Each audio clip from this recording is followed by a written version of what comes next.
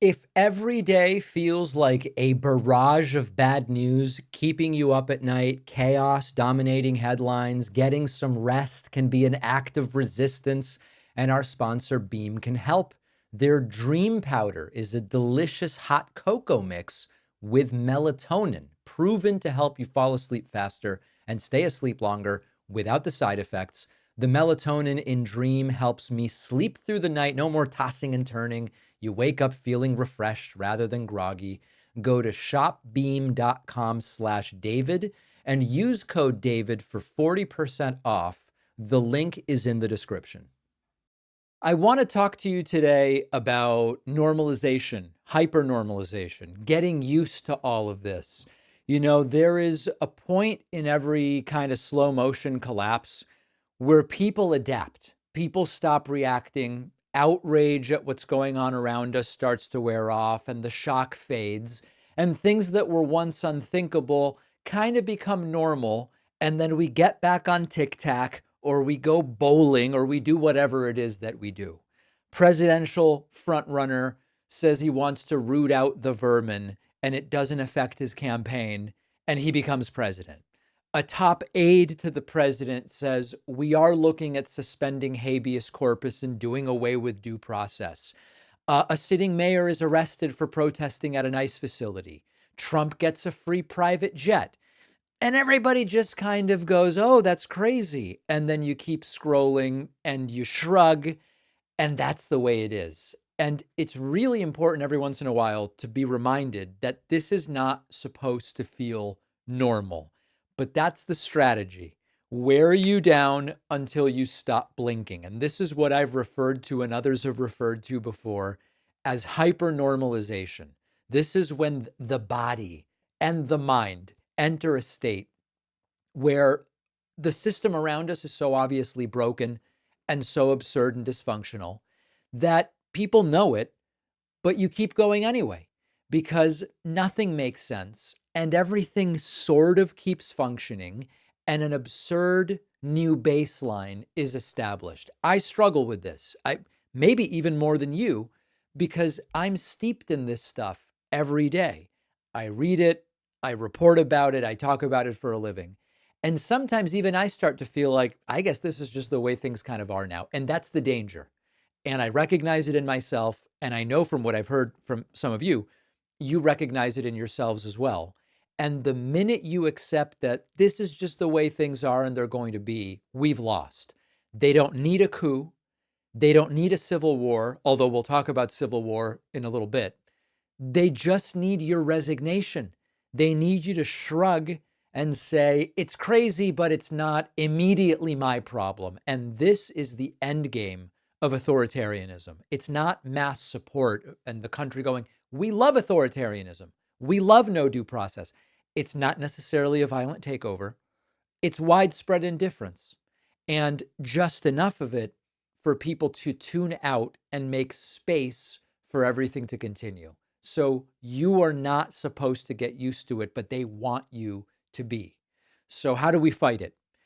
We fight normalization by refusing to forget how it used to be before it got this insane.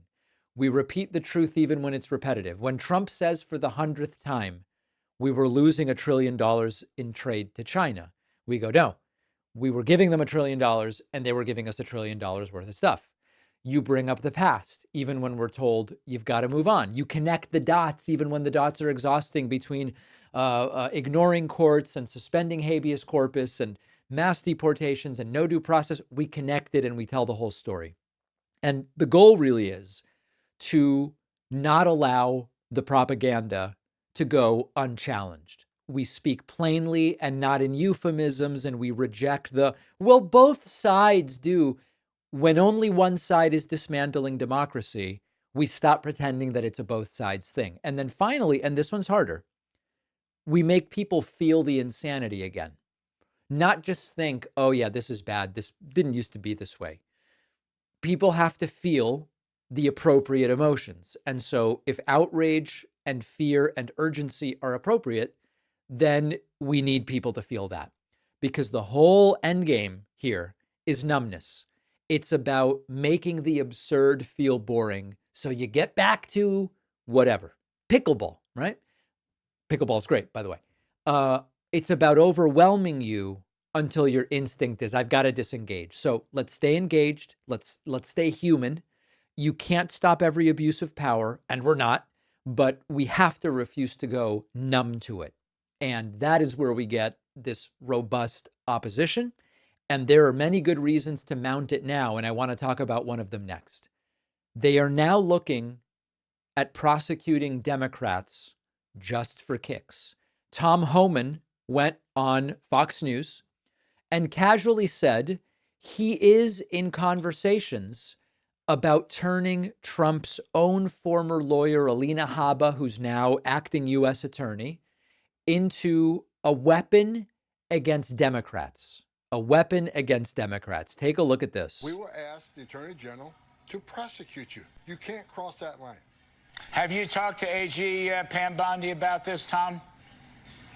No, I've talked to Alina Habba, the acting U.S. attorney in that area. Yes. Alina's taking it serious. You know, going through a lot of videotape, talking to a lot of witnesses, and we'll see where the investigation falls. But I saw the video. I think the members of Congress are very inappropriate, unprofessional. They put hands on law enforcement officers. This is a facility. We got very dangerous people. We got to control that facility, not only for the safety of the officers, but the safety of the detainees and the safety of the general public. This was not the way to conduct oversight. There's a proper way to do it. This was not the way. This is not vague. This is not hypothetical. This is a top Trump tool openly bragging. He's having conversations with attorneys about political prosecutions. They are not even pretending otherwise. And the kicker is that Trump spent years screaming that Biden's weaponizing the Justice Department. Biden's going after political enemies. But let's be honest, this is projection.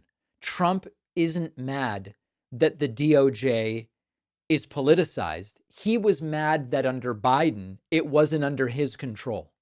What is he accused Biden of doing? That which he is planning himself to do. J.D. Vance says we're going to go after the deep state. Stephen Miller wants to purge the DOJ and FBI and suspend habeas corpus. And Trump's deportation czar, which is a vomitous term. Tom Homan is talking about locking up Democrats. So law and order, forget about it. This is about power. This is about punishment. The conversations that I've had with Democratic officials are, they know this is what they're planning.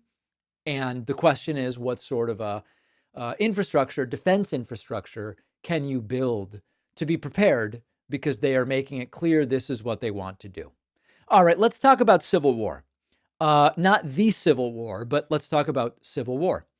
I keep getting emails from people saying, are we headed for civil war, David? And it's asked as if it's a yes or no question. Like the Civil War will be starting on, May 22nd. What if we are asking the wrong question on this Civil War issue? Because in a lot of places, if we look historically around the world, civil wars didn't start with uniforms and declarations. They started with denial. They started with little things that people thought were isolated until it became too late. I'll give you some examples. In Yugoslavia, it started with politicians demonizing ethnic groups on TV. That was really the start of a civil war. We then got local militias, more organized disinformation, random violence that seemed like it came out of nowhere. And by the time people realized what was going on, cities were on fire and neighbors were killing each other. So it was a slow start. In Rwanda, which I've read about probably the most of any of the examples I'll talk about today, it started with radio hosts calling people cockroaches on the basis of their perceived or believed ethnic background. It didn't feel like war. It kind of was like, oh, it's talk radio. But then came the lists and the mobs, and then came the genocide. In Chile, in the 70s, it was rumor and paranoia that started it. They're planning a coup. They're destroying the country. The military stepped in to restore order, and then tens of thousands of people were disappeared. And so in the United States, it's unlikely that a civil war would look like 1861. It already doesn't, first of all.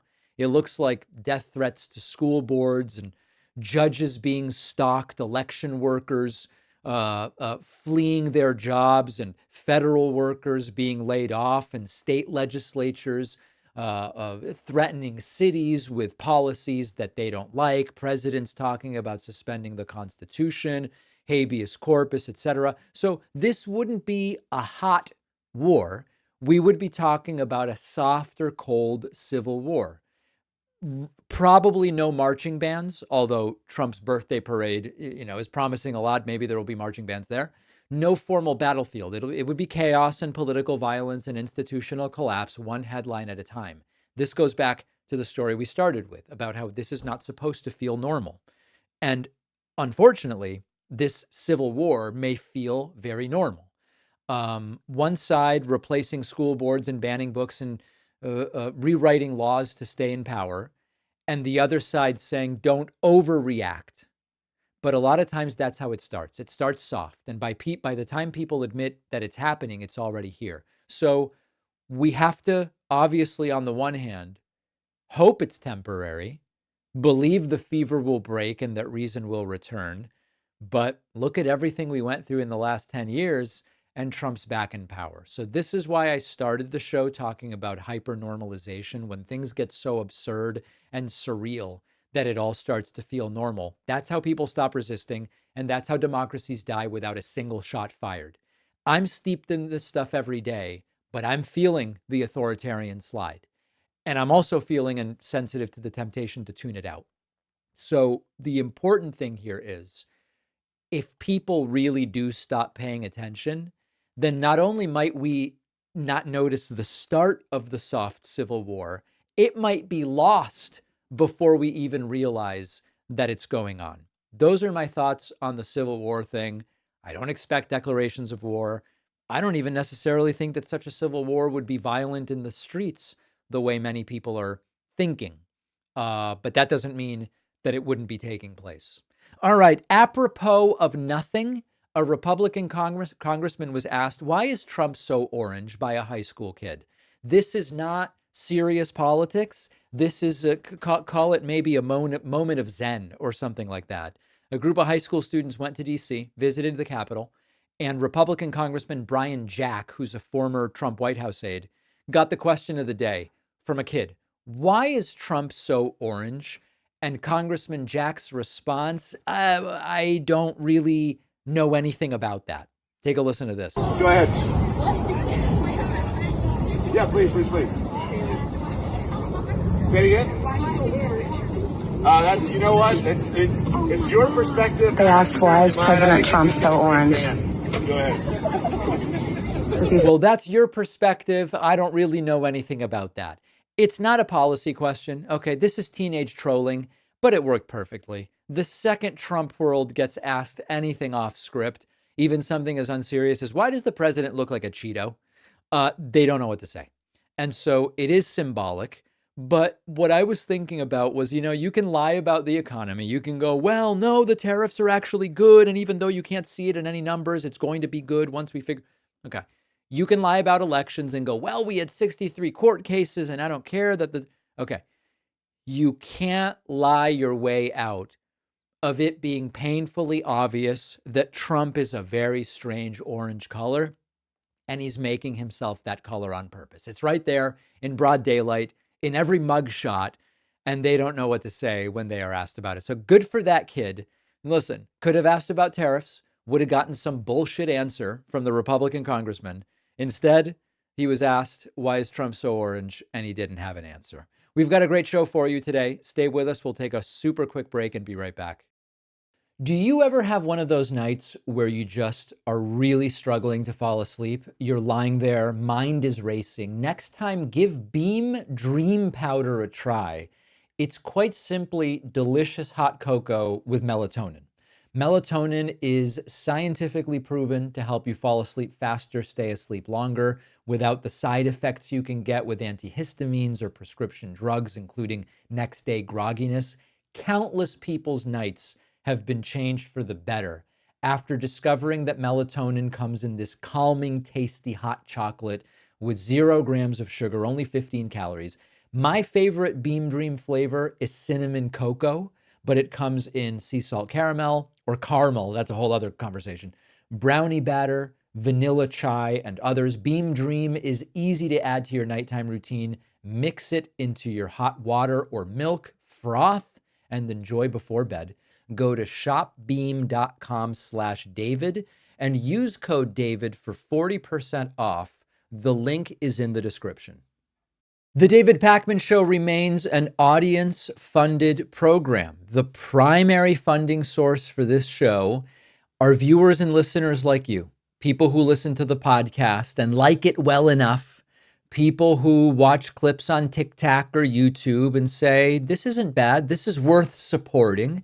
Many people don't know that if you have cable, you're sending Fox News a few dollars a month. It's just the deal Fox made. They don't have to earn any one of your dollars. With our show, we've got to earn it. And it's been a building sustainable business model now for a while. If you like the show, if you believe independent progressive media should be supported, consider getting a membership at joinpakman.com. You can read about all the perks, and you can also save about 50% off of the cost of a membership by using the coupon code It Will End Soon. All one word, all lowercase. It will end soon. Here's a sort of uncomfortable question that not a lot of people are asking, and I want to phrase the question correctly to open up our discussion. What if Donald Trump doesn't need to finish his term? Now, you might be saying, David, what do you mean if he doesn't need to finish his term? Well, here's what I mean. Not because Trump gets impeached, not because he's voted out. I mean, he's not going to be voted out short of the end of his term. But what I mean is, if everybody around him gets what they want before the end and they are done with Trump, what happens effectively to this presidency? I'm not saying Trump keels over or resigns in disgrace. I'm just saying that those who had things they wanted from Trump, the massive donors who dumped money into his election campaign, like Elon Musk, and the billionaires, the strategists, the think tank guys, we've got to fight the deep state people, they don't need him around forever. They never did. Because Trump has been a vehicle this entire time, not really the destination. And if we're honest, people like Elon Musk and Peter Thiel and whoever else, the Heritage Foundation, none of them ever cared about Trump as a person. They cared about what would Trump let us do and what would Trump do for us, because Trump causes chaos and he distracts the press and he says windmills cause cancer and they go around rewriting laws they don't like or ignoring laws that they don't like, deregulating industries that help their bottom line, stacking courts. And we seem to be in a situation where they are already getting a lot of what they wanted. They've gutted a bunch of environmental rules. They've kneecapped the federal workforce through Doge firings and layoffs. They've got a bunch of judges. Look at the stuff the Supreme Court is considering now, which 10 years ago, a Supreme Court would never have dreamed of. They've defunded watchdogs. They're continuing to move forward on these deportation plans. They created their own Department of Efficiency, which was this Trojan horse for deregulation and data access, which now they've got the data access through 2029, even though Elon's leaving and Doge is dissolving. So the question becomes, what will they continue needing Trump for? Is J.D. Vance a VP or is he a backup plan in a more tangible sort of strategic way?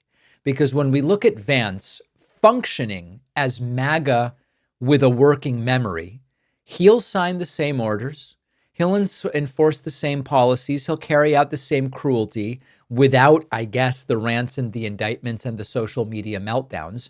Trump brings the cult with him. Vance brings the discipline. And if Trump starts to flail, if he's no longer useful, if he gets too erratic, J.D. Vance is ready. Now, I know that many of you are saying, I'm not really sure that J.D. Vance really is MAGA. I mean, at one point he says Trump is America's Hitler.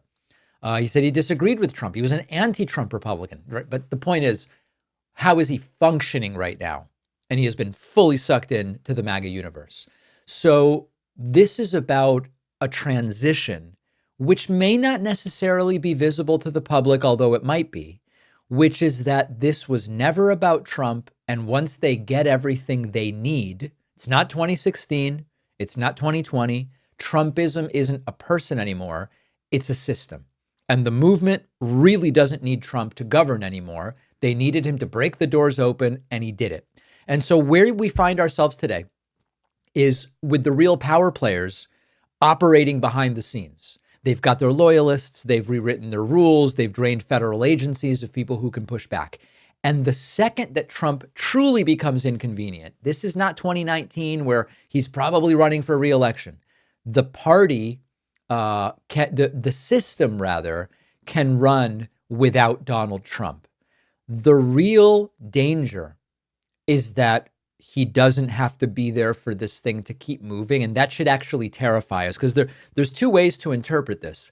On the one hand, lame duck Trump, no longer of use to people once he gets his primary means of destruction done. They don't care about Trump, they'll dump him. Okay, we could say, well, that's good. There's a different perspective, which is that's actually really bad. Because what used to be, I mean, listen, if you looked at what was MAGA Trumpism during the 2016 primary, it wasn't very much. It was Trump. And if Trump had gotten knocked out of the 2016 Republican primary, MAGA Trumpism is dead because it was just one person. It grew and grew and grew into this cult of personality and more of a literal cult over time. It is now such that you have the acolytes, you have the Kash Patels and the Charlie Kirks and the fill in the blanks, right?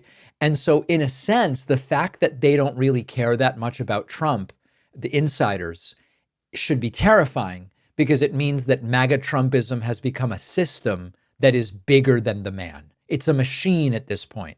And if Trump flames out, if the machine operator flames out halfway through, it's not a problem, because they've got the blueprint. The people they want in power are in power. And losing Trump could even make the movement more dangerous, because the next guy probably won't be as distracted as Trump, probably won't be as feeble and diminished as Trump, probably won't be obsessed with toilets and water pressure. He or she, probably he, would just get it done. So the question I leave you with, again, is kind of where we started.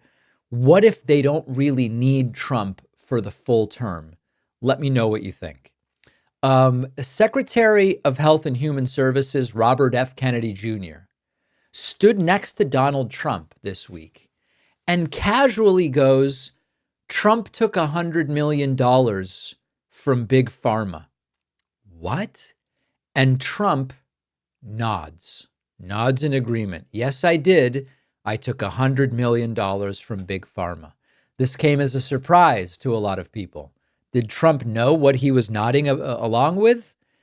Take a listen to this, and then I want to talk about what point RFK was trying to make and whether it actually backfired. President who is a man of his word, who has the courage.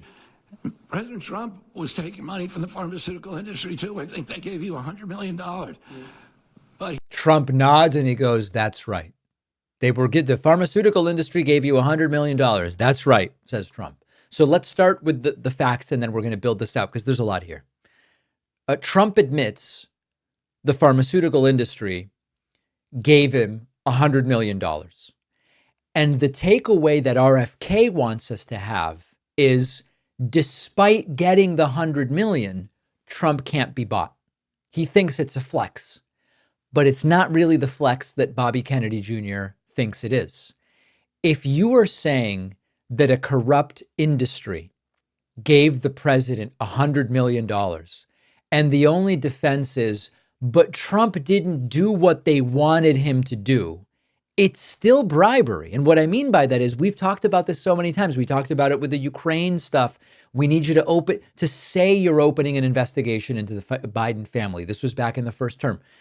An attempt at bribery that fails to come to fruition is still bribery. It may just not be successful. Online, there are people saying this was a Freudian slip. That's all this is. They didn't mean, Trump was confused and RFK was confused, and it was a glitch, a verbal glitch, and it didn't mean anything. I don't think so. I believe that this is what it looks like when politicians are so emboldened by the Supreme Court that they help to stack, that now they say the loud part out loud on camera into a microphone. Taking the money is accepting the bribe, and Trump has been bought. And we really need to understand the context here. The whole reason for this press conference, okay, where RFK spoke and said this, was to announce an executive order to lower prescription drug prices. In theory, bad for big pharma. And right after the announcement, pharma stocks surged. They didn't drop, they surged. The translation being, the industry isn't worried about Trump's executive order. And they shouldn't be, because as we talked about yesterday and we talked about the day before, this executive order on lowering big pharmaceutical prices, it's both vague and toothless. At best, it's symbolic. At worst, it's another piece of toilet paper Trump can flush down his toilet. Analysts are looking at it saying it's not going to do anything unless there are individual deals with each company, maybe over each drug, which, by the way, that's what Biden was working on. It just gives Trump room for backroom corruption to even do that. But otherwise, nothing's going to happen. And then they're on stage pretending we're the big fighters of big pharma. House Republicans are trying to gut Medicaid. So how is all of this not bribery? He took the money, he acknowledges it, he makes an announcement, and it looks like it's completely toothless. Everybody's profiting. And RFK Jr., his own Secretary of Health and Human Services, is bragging like it's some kind of moral victory that Trump took the $100 million, but he didn't give him anything for it. It's so nakedly corrupt that it's hard to even call this politics anymore. And we should really be calling it what it is, which is a protection racket. And for all of the talk about this industry is not going to like us and that industry is not going to like us because it would be so serious and they're going to be quaking in their boots, the themes continue to be as much deregulation as possible to let industry do whatever the hell it wants, American people be damned, with toothless executive orders, which at best do nothing, and at worst put Trump in a position for corrupt backroom deals with pharmaceutical companies. But Bobby Kennedy sure looks proud, doesn't he? What a world. Don't forget that the best way to support the David Pakman Show is by becoming a member, which gives you access to the daily bonus show, the regular show with no commercials. You also get access to our entire archive of every episode dating back a really long time, and plenty of other awesome membership perks. Go to joinpakman.com, joinpakman.com. Donald Trump's selection for Surgeon General, Casey Means, has set off a full-blown civil war inside the MAGA movement, and I have to tell you that I love it. Now, the reason this is happening is not because Casey Means believes raw milk is a miracle cure, or that your body is a sort of radio antenna to God. That stuff, bizarre as it is, actually fits right in. The outrage is that Casey Means isn't fringe enough. She's been vaccinated. She's not screaming about vaccine autism conspiracies. And for the hardcore anti-vaxxer Trump that Trump helped normalize, it's a betrayal. She's nowhere near radical enough. And the reaction from some wings of MAGA has been immediate and it's been vicious. And they are calling her a Manchurian asset.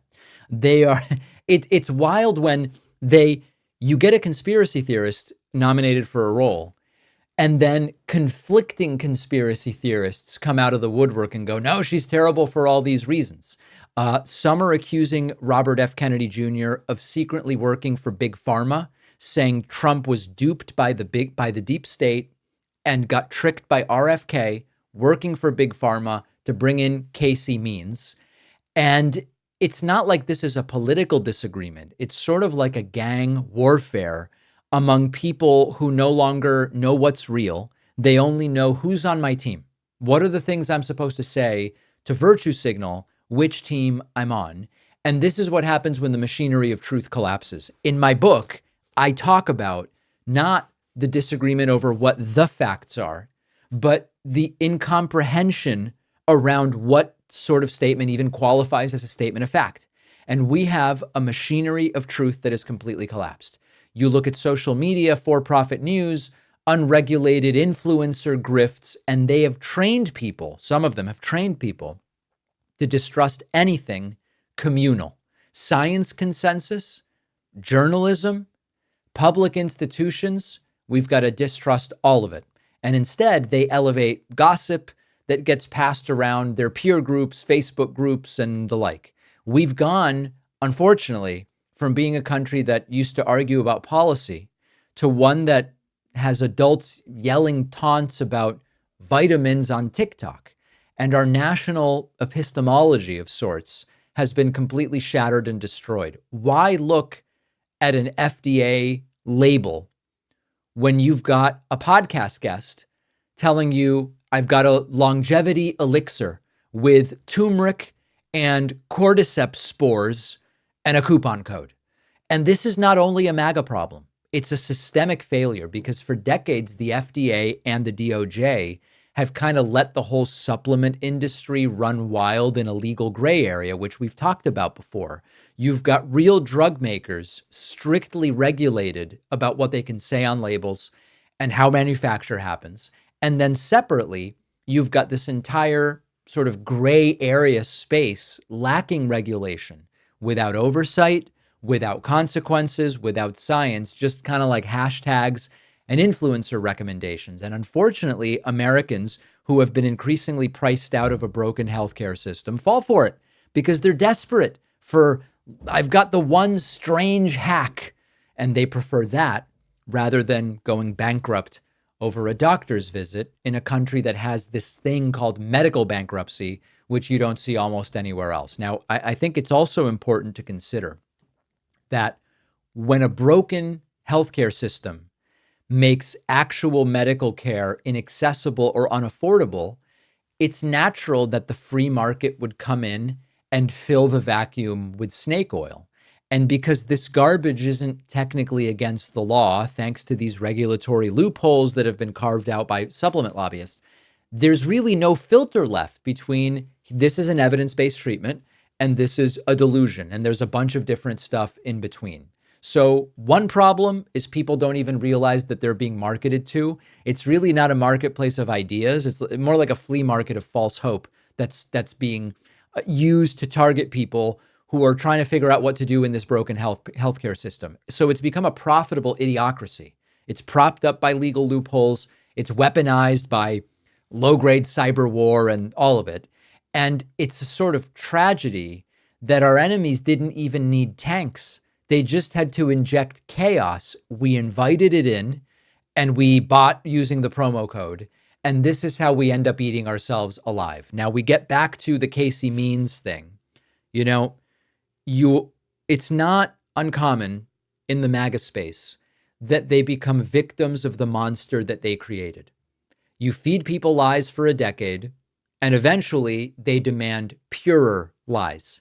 The fringe becomes mainstream, conspiracies become mainstream, and suddenly you've got a Surgeon General nominee, Casey Means, who's not being attacked for saying COVID was a Darwinian moment. She's being attacked because she didn't go further. She's not wacky enough for some.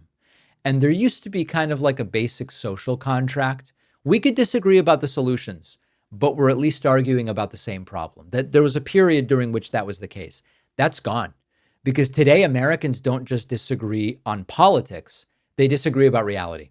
Whether vaccines even work, whether the Surgeon General should be a licensed doctor, whether the earth is flat. It just all sort of winds up kind of in the same space. And once we lose this shared sense of reality, democracy becomes impossible. I've talked about this in the context of Plato's predictions that there are problems with democracy that include that eventually uninformed people elect terrible politicians. We've talked about it in the context of the medical space and vaccines and all of this other stuff. You really can't negotiate with, compromise with, or find a middle ground with delusional hallucinations. You just can't. Once you convince people that medicine is a scam and facts are just a plot and science is tyranny, how do you negotiate with that? And so what we have now is a cult, and eventually the cult turns on its own. And as wacky as it was for Trump to say, we're going to replace Dr. Jeanette Neshawat, who, by the way, also had no business being Surgeon General, with Casey Means, who really has no business being Surgeon General, you then have this other group that comes in and goes, it's not that she's too crazy. She's not crazy enough. And now you've got a mini MAGA civil war over exactly that. There's a Republican senator who is occasionally correct. He has principles, many of which I disagree with, but that sometimes get him to the right answer. And his name is Rand Paul. He's a Republican senator from Kentucky.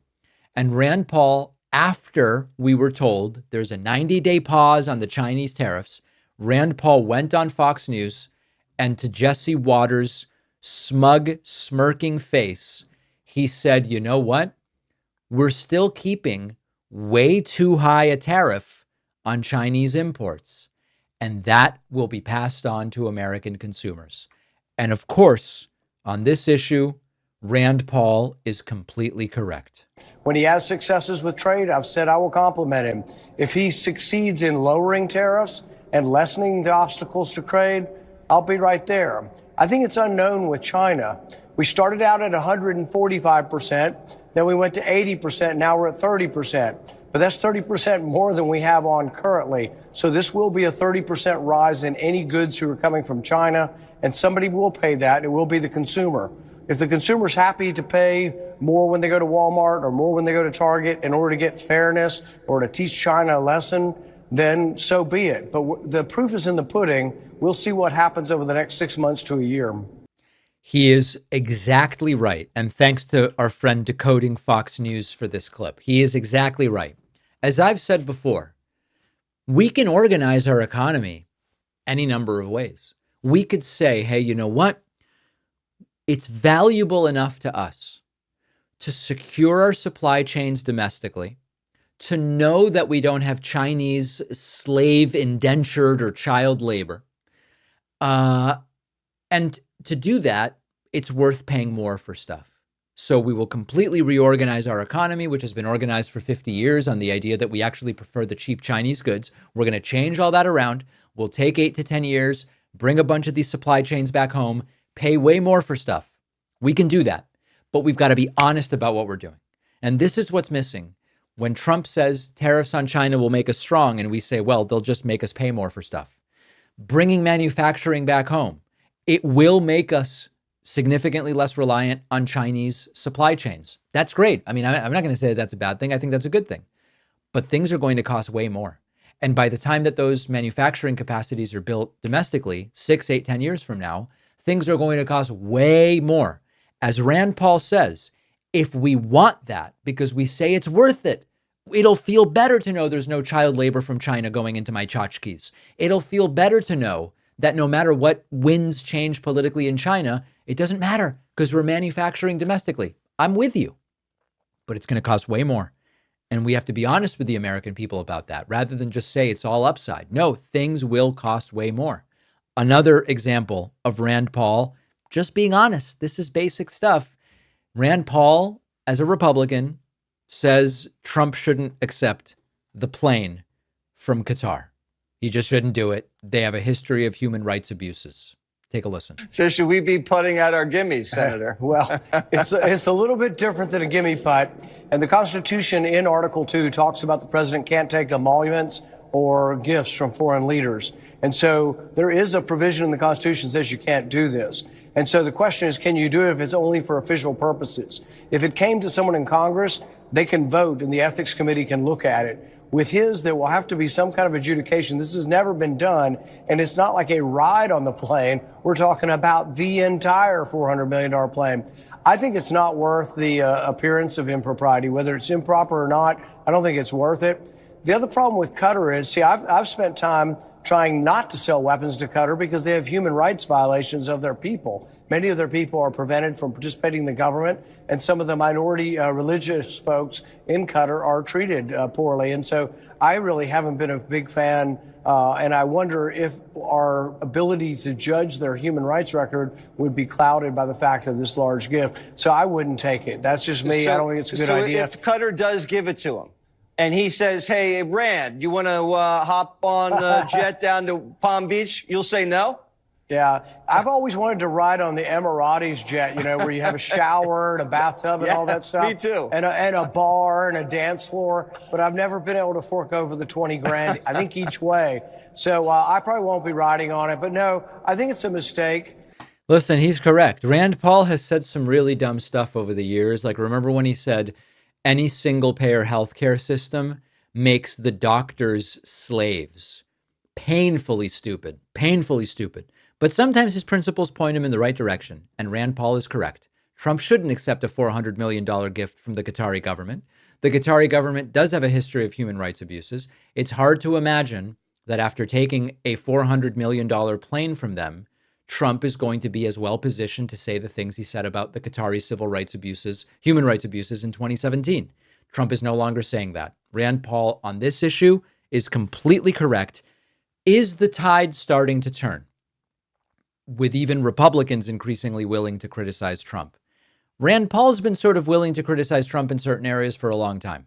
So I don't know that Rand Paul saying this is a sign the tide is turning, but maybe we will see more of this. We can only hope. If you value what we do at The David Pakman Show, remember to support us on Patreon. Go to patreon.com/David Pakman Show, where you can get access to behind-the-scenes videos, the daily bonus show, the commercial-free daily show. You can support the show for as little as $2 a month.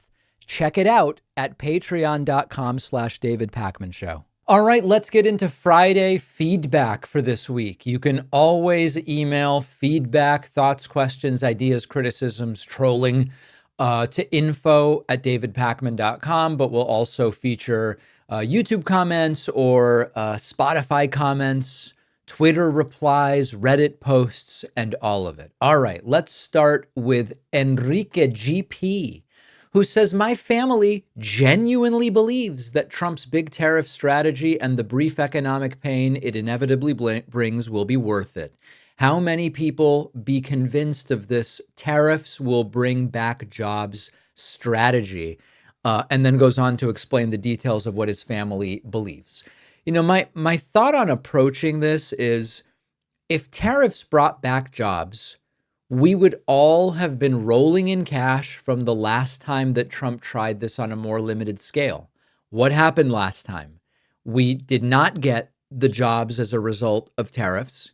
We saw Trump have to bail out farmers as a result of tariffs. We didn't get a golden age of whatever in the United States. We didn't get manufacturing back. We didn't get any of it. So this really isn't policy. It's let's do the thing that didn't work last time to every country instead of only to some countries. And to a degree, it's become a loyalty test. And, what Enriquez is talking about here is that there are people in his family that are trying to pass the loyalty test, which is that even though they can't defend any of what Trump is doing economically, even though I'm sure they were screaming for Biden's head when eggs hit $5 under Biden, now they're down to suffer voluntarily because they're showing they're passing the loyalty test and whatnot. So I don't even know that I encourage you to engage with these people directly, but if you decide that that's what you want to do, try to ask them for when such a policy brought economic prosperity. And if they go all the way back like Trump does to 1870, where he goes, we had no federal income tax, but we had tariffs and we were doing great. Consider that the economy then bore no resemblance to the economy today. The government wasn't doing almost any of the things the government does today. Inequality was outrageous and we had no services. So my real recommendation is don't even get involved in the conversation. All right. Hamburger 1975 wrote on YouTube, the time to debate MAGA is over. It's a complete waste of time. Focus on winning elections. I have two thoughts on this. It is obviously true, as I said to our last commenter, trying to reason with a lot of these MAGA people is like trying to explain gravity to someone who thinks it's a liberal hoax. It's a worthless experiment to try to convince them. But here's the deal. Sometimes when we do debates on the show, I'm not necessarily arguing with people to win them over. I'm exposing the nonsense way that they think to everybody else who's watching. And of course, we have to win elections. But information is what gets people off the couch and into the voting booth. So from a show perspective, I'm trying to do both. Now, I've spoken about this before as far as like a retail versus a wholesale strategy. And as I've said, if you're arguing with your MAGA uncle at Thanksgiving, that's the retail strategy. You're doing one-to-one. Is that a way to win elections? No, it's not. Is it a way to engage with people and, maybe change one person's mind? Yes. And if you want to do that, if you can tolerate the depravity and frustration of trying to convince people one by one like that, then do it. I think what I'm trying to do on the show, and when I do a Tic Tac Live and a bunch of Trump supporters call in or whatever, what I'm trying to do is show others the lapses in reasoning from the MAGA people. It's not necessarily for that one person. So something to keep in mind. We've got to win elections and we've got to convince people. We've got to do all of it. Okay. Julia Tano says, the David Pakman Show is my new favorite. I am going to check out the Echo Machine, right? It's the Echo Machine, and get on the newsletter. Welcome, Julia. Great to have you here. The newsletter is where we go deeper than we go on the show with a lot of these issues. The book is where we go even deeper than we go in the newsletter, sort of on how this whole mess got built. And just big picture, I am thrilled by a couple things. Number one, we're seeing the most growth we've ever seen on the show, which, by the way, I'm going to address in a moment because there's some haters who are coming out of the woodwork once again to say, David, you're circling the drain. The show will be gone soon. I'll get back to that in a moment. I'm flattered by the growth we're seeing, but also just anecdotally, because Julia wrote in, we are starting to see more women get involved with the show. And the reason this is relevant is I don't know how many of you are necessarily up on the demographics of online news shows. Shows like this one, whether they have a male host or a female host, it actually doesn't matter. Shows like this one, online progressive news type shows, we have audiences that skew significantly male. And one of the amazing things we've seen is that on all platforms, the balance has shifted a couple points back in the direction of female, which I think is great just to have more gender diversity in the audience. And also on TikTok, it's the closest to 50-50 in terms of gender split on any platform. So the takeaway is we want to reach as many types of people as possible. And we're seeing some really, really optimistic numbers there as far as that is concerned. Okay, Avery wrote in. Avery says, hey, David, I'm only 12 and I love your show, but I have one question. How will the nation come together to see the threat they are up against if, like you said, they are people who relentlessly support Trump? Our nation has been divided into two political groups who see differently on almost everything.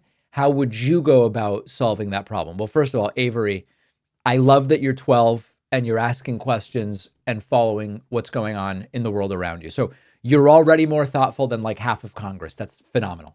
Now, here's my answer to the question. We don't have to agree on everything, but we do need a shared basis for reality. If half the country thinks facts are optional, it's impossible to progress unless we completely exclude them from the political system. And the way we solve that, I've talked about that in the book. This is a big topic in the Echo Machine. I guess I don't have to hold the book up. I can just point back here and down here. We do need education, communication, and yes, voting like hell, and some empathy even when it's exhausting. But at some core level, if we're still arguing not over what the facts are, but what are facts, we are in real trouble. And even 12-year-old Avery is figuring out that it is very difficult to productively move forward on that basis. All right, let's go to something a little different. Here's an attack. Daryl says, you insignificant little twerp. If you never had Trump to discredit, you would be unemployed. Now go and crawl under a very small rock because we know you will fit. I love this. I love this because the argument here is, if it weren't for this one thing, you'd be finished. People said the same thing when Biden won. No more Trump, you're done. In fact, we can go back further. When Obama won, people said, you don't have George W. Bush to attack anymore. Your show's going to end. And we grew more under Obama than during any previous period. When Trump defeated Hillary after when Obama's term ended, people said, now that you don't have a friendly administration on your side, the whole country's going to change. Under Trump, no one's going to want your left-wing drivel. And during Trump's first term, we grew more than at any previous time in the show's history. Then when Trump lost to Biden, people said, you don't have Trump anymore. You're done. The show is done. What are you going to do? And the show grew more during Biden's 4 years than under any previous president. And then now, once again, with Donald Trump in power, as authoritarian as ever, we have seen the fastest growth of the show in history during Q1 of 2025. And you know what the theme is? The bigger the show gets, the more able to grow it is, number one. And number two, we adjust. The show is never about one idea or one person. It's about what's broken and who's benefiting and why it keeps happening. Trump makes it easier to explain to a degree. But the folks saying, with this new president, you guys are done. Fortunately, they've been wrong every time so far. All right, Anxious Scholar wrote on Reddit, why do you think Trump seems way more unhinged this time around? I think it has to do with the staged assassination attempt and Elon rigging the election by throwing out legitimate votes. I think that after he committed and got away with such public and ludicrous acts of treason, he feels more privileged and untouchable, truly unhinged behavior at every moment. Listen, I don't know about Elon rigging the election by throwing out legitimate votes. That's not something I'm confidently able to weigh in on right now. But what I can tell you is the reason Trump seems more unhinged is because he is. Last time, he flirted with authoritarianism. This time, he feels completely untouchable, and he has gone full-blown authoritarian. He dodged impeachment, dodged criminal charges, dodged consequences for 4 years as president, 4 years as not being president while Biden was president, and now he's back with a vengeance. It's not a mystery. It's unchecked power with access to social media. He has no more races to run. He legitimately has reason to say to himself, they can't do anything to me because they haven't so far. And so the reason Trump seems more unhinged is he is, and he also has far more unhinged people around him who are not restraining him in any way. Okay, Irene Phillips wrote on YouTube, Charlie Kirk is like that guy who graduated 3 years ago, but hangs out in the high school parking lot to look cool to younger kids. Yeah, that's true. And it's not just Charlie Kirk. There's this whole genre of mostly guys who figured out that if you yell about masculinity and pretend to care about free speech and throw in some, light religious apologetics, you can build a brand off of insecurity and moral panic. And when you see Charlie Kirk do these events at colleges, it's kind of like high school debate club energy. And I don't want to diminish high school debate club.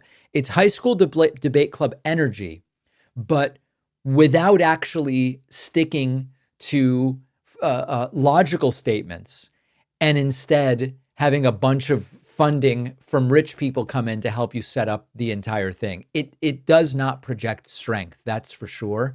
And Irene is correctly identifying that. Chuck commented on YouTube, people are so freaking dumb. The economy was bad, so Biden had to go. But now the economy is bad, and that's actually good. It's literal insanity.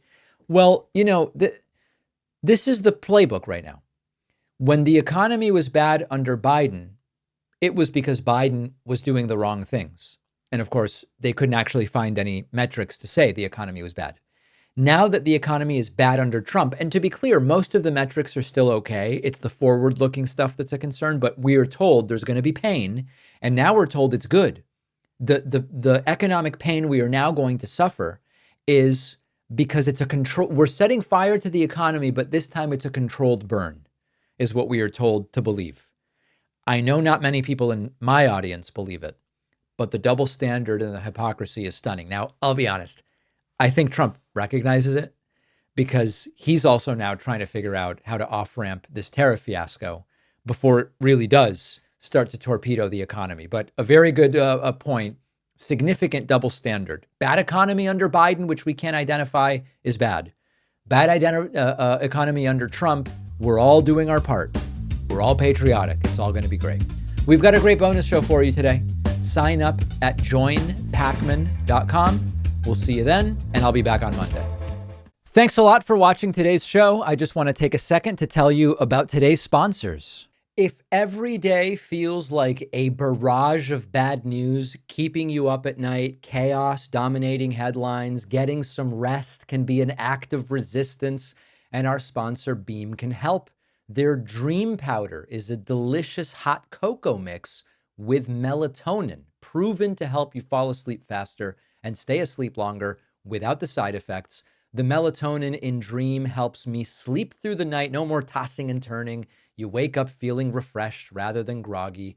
Go to shopbeam.com/David and use code David for 40% off. The link is in the description.